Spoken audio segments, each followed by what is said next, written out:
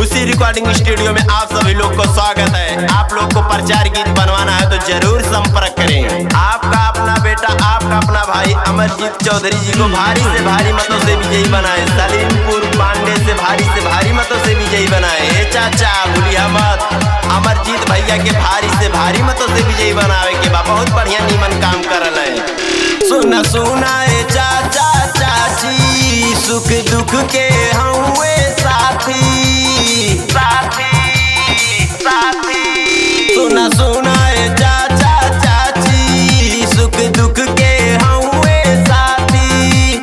सलीमपुर पांडे से पारधन बनैया, अब की अनग जितैया जितैया। अमरजीत जी के विजयी बनैया।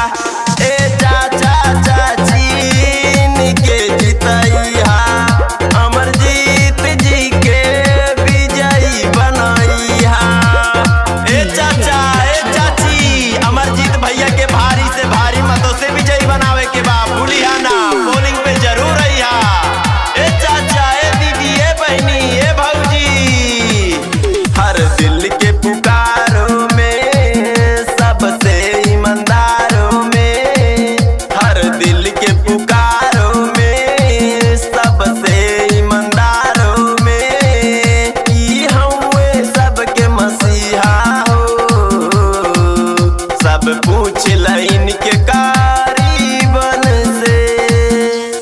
सब ही के साथ चाहिए, अब की विकास चाहिए, नाम के अब की जितैया जितैया। अमरजीत जी के विजयी बनैया। ए चाचा चाची के जितैया, अमरजीत जी के विजयी बनैया। ए चाचा ए चाची, अमरजीत भैया के भारी से भारी मतों से विजयी बनाओ। जो काम 5 साल में ना भाई, अमरजीत भैया 1 साल के अंदर करके दिखाइए। आप सब लोग से हमारा वादा बा। जन जन के नाम